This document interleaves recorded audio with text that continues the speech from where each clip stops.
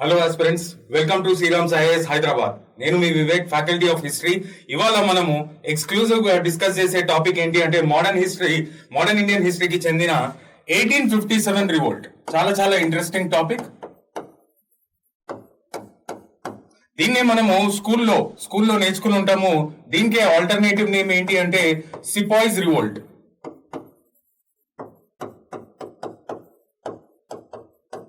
అసలు ఈ రివోల్ట్ ఎందుకు జరిగింది అనేది రీజన్స్ చూసే ముందు అసలు ఎవరు పార్టిసిపేట్ చేశారు ఈ రివోల్ట్ లో అనేది ఒక్కసారి చూద్దాము.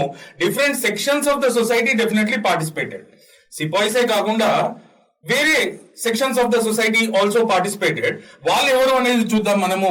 Kings have participated, zamindars have participated, తర్వాత మనకి peasants have participated, Orthodox Hindus have participated, and finally Sepoys have participated. Kings participate చేయడం జరిగింది, జమీందార్స్ పార్టిసిపేట్ చేయడం జరిగింది, పెజెంట్స్ పార్టిసిపేట్ చేయడం జరిగింది, orthodox Hindus and finally sepoys కూడా పార్టిసిపేట్ చేయడం జరిగింది. అయితే మీకు ఇక్కడ డౌట్ రావాలి ఏంటి అంటే, మరి ఇంతమంది ఇన్ని different sections of the society participate చేసినప్పుడు దీన్ని సిపాయిస్ రివోల్ట్ అని ఎందుకు పిలుస్తున్నాము అంటే, ఈ ఫైట్ అనేది స్టార్ట్ అయింది వీళ్ళతోనే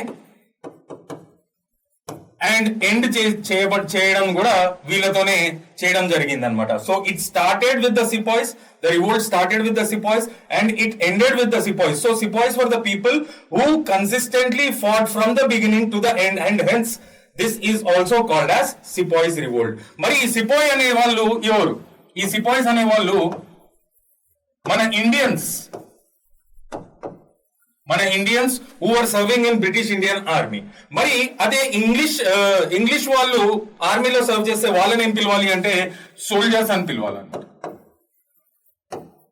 మరి వీళ్ళ నంబర్ చూసినట్టయితే సిపాయ్ ఈస్ టు సోల్జర్ ఎంత ఉండేది అంటే 6:1. ఒక్క సోల్జర్ కి 6 సిపాయిలు ఉండేవాళ్ళు. అంటే మన వాళ్ళే ఎక్కువ అనమాట. Indians who were serving in British Indian army were more in number when compared with the Europeans who were serving in British Indian army. ఇది ఖచ్చితమైన ఫ్యాక్ట్ అనమాట. సో సిపాయిస్ మాత్రం ఎక్కువ ఉండేవాళ్ళు నంబర్ లో. అయితే వీళ్ళు ఎందుకు పార్టిసిపేట్ చేశారు, రీజన్స్ చూద్దాం మనము. కింగ్స్, ఒకవేళ మన ప్రీవియస్ సెషన్స్ మీరు చూసినట్టయితే కింగ్స్, నేను ఆల్రెడీ చెప్పాను, Kings were the worst victims. అంటే కొంతమంది Kings were the worst victims of imperial policies of the British.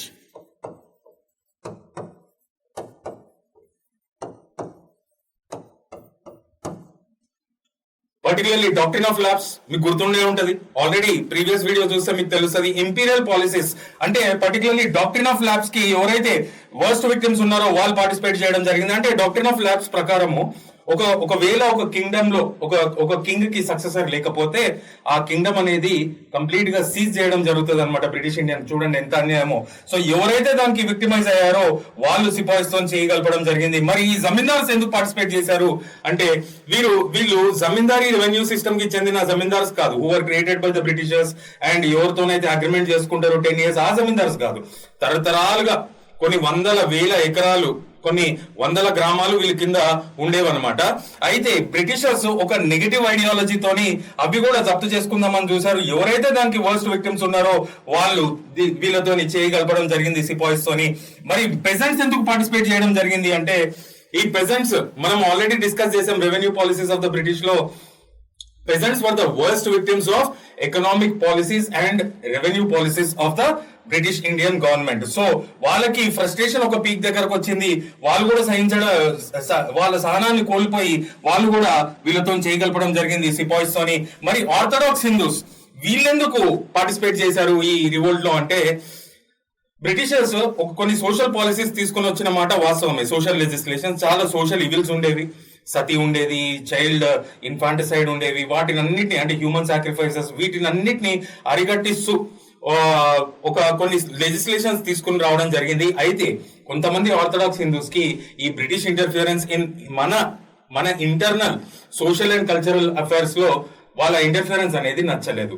దాంతో విసుకెత్తిన వాళ్ళు కొంత భాగం మంది ఈ సిపాయిస్ తోని చేయగలపడం జరిగింది. So finally these were all the different sections of the people who participated in this revolt. అయితే ఇక్కడ మనం నేర్చుకున్న ఫ్యాక్ట్ ఏంటి, sepoys were more in number and దీన్ని సిపాయిస్ రివోల్ట్ అని ఎందుకు పిలుస్తాము, సిపాయిస్ మాత్రమే ఇది స్టార్ట్ చేయడం జరిగింది, తర్వాత వీళ్ళందరూ చేతులు కలపడం జరిగింది and it ended with the sepoys అని చెప్పుకోవచ్చు. అందుకనే దీన్ని సిపాయిస్ రివోల్ట్ అని పిలుస్తారనమాట. ఇంకా డీటెయిల్స్ లోకి వెళ్ళినట్టయితే అయితే ఇక్కడ మనకి ఈ సిపాయిస్ ఎందుకు పార్టిసిపేట్ చేశారో అనే రీజన్స్ కూడా మనకి తెలియాలి. I'm rubbing this reasons for the sepoys. వీళ్ళు ఎందుకు పార్టిసిపేట్ చేశారు అంటే ఈ రివోల్ట్ లో వీళ్ళు ఎక్కువ నంబర్ ఉన్నారని మనం ఇందాకనే తెలుసుకున్నాం.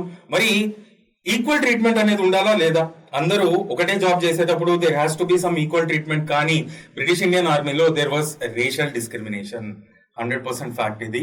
అయితే ఈ సాలరీస్ విషయంలో కానీ, ప్రమోషన్స్ విషయంలో కానీ, ప్రివిలేజెస్ విషయంలో కానీ సిపాయిస్ కి అంత తగిన గౌరవం ఇచ్చేవాళ్ళు కాదు. అంటే ఈ సాలరీస్ కానీ, ప్రమోషన్స్ కానీ, ట్రాన్స్ఫర్స్ కానీ ఇవి వాళ్ళు ఎక్కువ ఎంజాయ్ చేసేవాళ్ళు అనమాట. English people who are serving in British Indian army వాళ్ళకే ఎక్కువ అధికారం ఉండేది, ఇది వాళ్ళకి నచ్చలేదు. అంతేకాకుండా మన సిపాయిస్ యొక్క రిలీజియస్ సెంటిమెంట్స్ ని అస్సలు బ్రిటిష్ ఇండియన్ గవర్నమెంట్ కేర్ చేయలేదు. That is the second reason.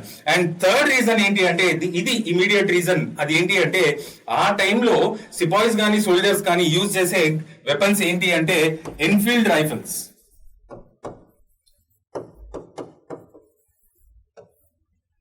Enfield rifles అనమాట. ఆ గన్స్ పేరు ఎన్ఫీల్డ్ రైఫిల్స్. అయితే ఇప్పుడున్న విధంగా బుల్లెట్స్ కానీ, మ్యాగజైన్స్ కానీ ఉండేవి కావు. ఆ టైంలో గన్ పౌడర్ అనేది లోడ్ చేసి then they use to fire అనమాట, ఎవరు సిపాయిస్ కానీ, సోల్జర్స్ కానీ. అయితే ఆ టైంలో ఒక స్పెక్యులేషన్ వచ్చింది, ఒక రూమర్ స్ప్రెడ్ అయింది. అది ఏంటి అంటే ఈ గన్ పౌడర్ అనేది ఒక క్యాట్రిజ్ రూపంలో వచ్చేదన్నమాట. ఆ క్యాట్రిజ్ చూడడానికి ఈ విధంగా ఉండేది. సో ఇది క్యాట్రిజ్ క్యాప్ అన్నమాట. దీన్ని బైట్ చేసి గన్ పౌడర్ అనేది ఎన్ఫీల్డ్ రైఫిల్స్ లో ఫిల్ చేసి then they had to fire. So ఇది ప్రాసెస్. అయితే ఆ టైంలో వచ్చిన రూమర్ ఏంటి అంటే ఈ క్యాప్ ఏదైతే ఉందో ఈ క్యాట్రిజ్ ది, ఈ క్యాప్ అనేది pig and cow fat and meat తో తయారు చేశారని ఒక రూమర్ స్ప్రెడ్ అయింది. So it hurted the sentiments of Hindus and Muslims who were serving in British Indian Army. వీళ్ళ రిలీజియస్ సెంటిమెంట్స్ కి విరుద్ధంగా ఉంది కాబట్టి వీళ్ళు ఫ్రస్ట్రేట్ అవ్వడం జరిగింది. అయితే there is a one regiment, ఇప్పుడు ఆర్మీ అంటే రెజిమెంట్స్ ఉంటాయి కదా, 34th ఇన్ఫంట్రీ రెజిమెంట్ గురించి మనం మాట్లాడుకోవాలి.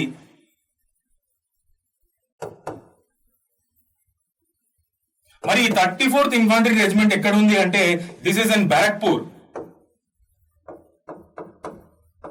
మరి ఇది ఎక్కడ ఉంది అంటే బెంగాల్ ప్రావిన్స్ లో ఉంది. ఇక్కడ ఏం జరిగింది అంటే వీళ్ళ రిలీజియస్ సెంటిమెంట్స్ హర్ట్ అయ్యి వీళ్ళు ఈ ఎన్ఫీల్డ్ రైఫిల్స్ ని వాడడము మానేయడం జరిగింది. మేము ఇది యూజ్ చేయము, మీరు మాకు ప్రూవ్ చేయండి, మా ఇది కౌ కానీ పిగ్ ఫ్యాట్ కానీ దీనిలో వాడట్లేదు అని మాకు ప్రూవ్ చేస్తే అప్పుడు మేము ఇది యూజ్ చేయడం స్టార్ట్ చేస్తామని చెప్పడం జరిగింది. అయితే ఇది బ్రిటిష్ ఇండియన్ గవర్నమెంట్ కి అస్సలు నచ్చలేదు అనమాట. It was like an insult. ఎప్పుడైతే చిన్న స్థాయిలో ఉన్న సిపాయిస్ పెద్ద అఫీషియల్స్ యొక్క ఆర్డర్స్ ని తిరస్కరిస్తే it was like an insult అనమాట. అప్పుడు బ్రిటిష్ ఇండియన్ గవర్నమెంట్ ఏం చేసింది అంటే ఈ ఎంటైర్ రెజిమెంట్ ని డిస్బాండ్ చేసి పడేసింది అనమాట. డిస్బాండ్ అంటే డిస్మిస్ చేయడం జరిగింది.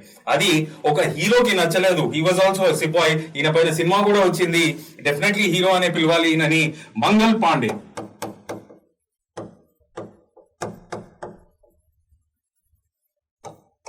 మంగల్ పాండే అనే మనిషి ఎప్పుడైతే ఈ 34th ఇన్ఫాంట్రీ రెజిమెంట్ ని డిస్బాండ్ చేయడం జరిగిందో అప్పుడు ఆయన ఫ్రస్ట్రేషన్ ఇంకా పీక్స్ కి వచ్చేసి ఆయన ఏం చేశాడు, ముందుకి అడుగు వేసి ఫైరింగ్ అనేది స్టార్ట్ చేయడం జరిగింది బ్రిటిష్ అఫీషియల్స్ పైన. అండ్ అన్ఫార్చునేట్లీ 2 బ్రిటిష్ అఫీషియల్స్ ఆ ఫైరింగ్ లో చనిపోవడం జరిగింది. మరి బ్రిటిష్ ఇండియన్ గవర్నమెంట్ ఊరుకుంటుందా అంటే no, he was hang to death. This is the immediate reason అనమాట. ఇది అందరికి వెళ్ళిపోయింది ఈ ఇన్ఫర్మేషన్. మంగల్ పాండేని హ్యాంగ్ చేయడం అనేది ఇంకా ఒక పీక్ స్టేజ్ కి వచ్చేసింది. ఇంకా కుదరదు. It is the right time to revolt against the British అని అందరూ సెక్షన్స్ ఆఫ్ ద సొసైటీ, ఇందాక చూసాం కదా, కింగ్స్ గానీ, జమీందార్స్ గానీ, ఆర్థోడాక్స్ మూవ్మెంట్ కోసం వెయిట్ చేస్తున్నారు. వాళ్ళ రివోల్ట్ ని ఎప్పుడు స్టార్ట్ చేద్దామా అని.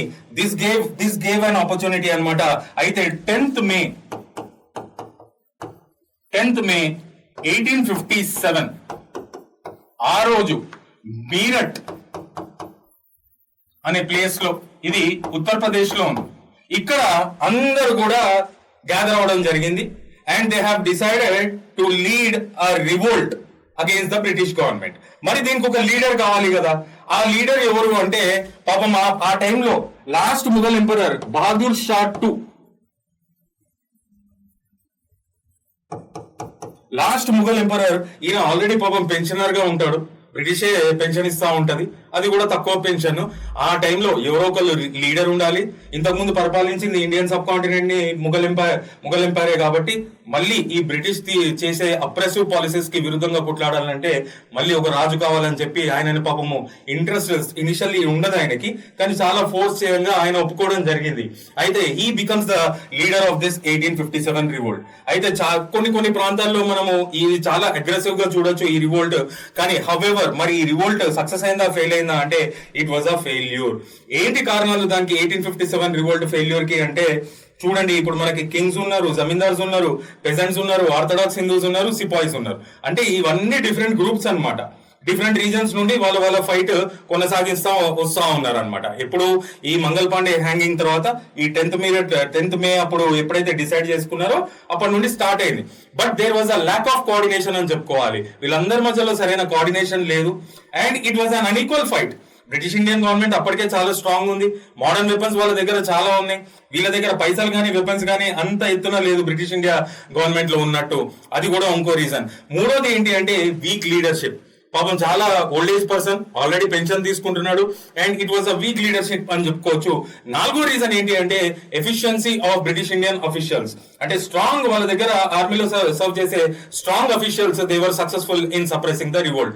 And last but not least, ఇది అందరు గుర్తుపెట్టుకోవాల్సిన ఫ్యాక్ట్ ఏంటి అంటే ప్రిన్స్లీ స్టేట్స్, మన నిజాం గానీ సింధియాస్ గానీ వీళ్ళు బ్రిటిష్ గవర్నమెంట్ కి చాలా హెల్ప్ చేయడం జరిగింది ఈ రివోల్ట్ ని సప్రెస్ చేయడంలో. ఎందుకంటే they already have sign subsidiary alliance. Subsidiary alliance అంటే ఏంటి అనేది మనము ఇంతకు ముందున్న ప్రీవియస్ క్లాసెస్ లో ఆల్రెడీ డిస్కస్ చేసాం. అది లార్డ్ వెల్లెస్లీ తీసుకొచ్చిన ఒక పాలసీ అన్నమాట. సో ఈ విధంగా నిజాం రూల్ చాలా ఇన్స్ట్రుమెంటల్ దీనిలో. అది ఏంటి అంటే ఈ 1857 రివోల్ట్ పర్టికులర్ గా నార్త్ లోనే బాగా చూడొచ్చు. ఇది డెక్కన్ లోపలికి అంతగా ఇంపార్ట్ కాలేదు. దానికి కారణం ఏంటి అంటే ఆ రెసిస్టెన్స్ ఇవ్వడం జరిగింది, దాని కారణము మన నిజాం అనే చెప్పుకోవచ్చు. సో ఆ విధంగా princely states also helped the British Indian government in suppressing the revolt. దాని తర్వాత బ్రిటిష్ ఇండియన్ గవర్నమెంట్ ఆ ప్రిన్స్లీ స్టేట్స్ కి సంబంధించిన రాజులని ఎన్నో అవార్డ్స్ ఇచ్చి సత్కరించింది కూడా.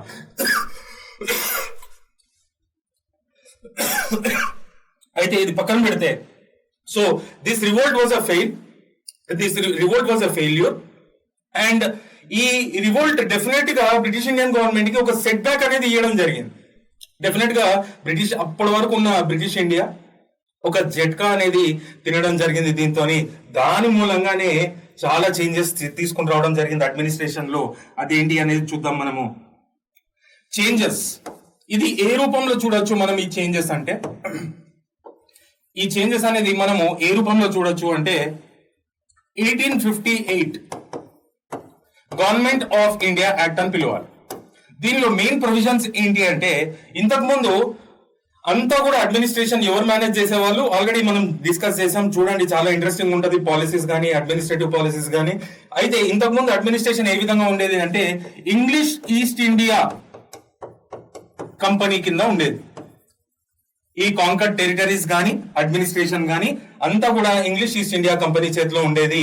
అయితే ఎప్పుడైతే 1857 రివోల్ట్ వచ్చిందో, ఎప్పుడైతే బ్రిటిష్ ఇండియా గవర్నమెంట్ ఒక సెట్ బ్యాక్ అనేది రిసీవ్ చేసుకుందో ఇంకా చాలు, ఇంకా కంపెనీ రూల్ అనేది ఎండ్ చేయాలి. So all the power got transferred into the hands of the British Crown directly. ఇది డైరెక్ట్ గా పవర్ ని ట్రాన్స్ఫర్ చేసుకోవడం జరిగింది, including the territories also.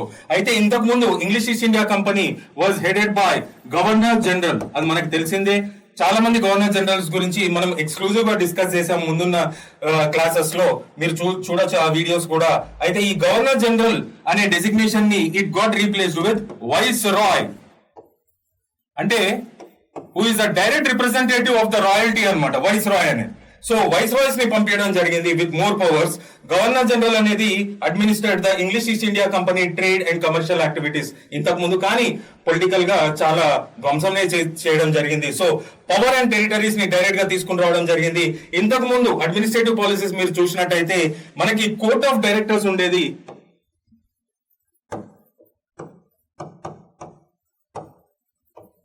And board of control కూడా ఉండేది. ఇదేంటి అంటే ఈ ఆర్గనైజేషన్స్ కోర్ట్ ఆఫ్ డైరెక్టర్స్ వచ్చి commercial functions of English East India కంపెనీని సూపర్వైజ్ చేసేది. బోర్డ్ ఆఫ్ కంట్రోల్ ఏం చేసేది? Political functions of English East India కంపెనీని సూపర్వైజ్ చేసేది. ఇప్పుడు ఈ రెండు ఆర్గనైజేషన్స్ తీసేసి ఒక కొత్త ఆర్గనైజేషన్ తీసుకొని రావడం జరిగింది. That is called as India's office at London.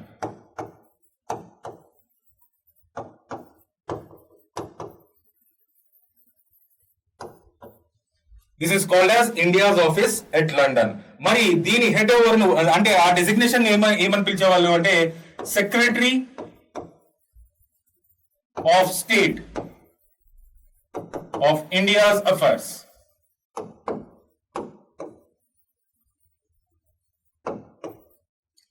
So India's office replaced both court of directors and board of control, which earlier used to supervise the commercial and political activities of the English East India Company, a trading company that got established in India to trade with India. So this got replaced with India's office at London, which is headed by Secretary of State on India's affairs. So these were the changes. ఇదే కాకుండా ఇప్పుడు centre మాత్రమే కాకుండా states కూడా చాలా strong ఉండాలి అని states provincial legislatures provinces ని కూడా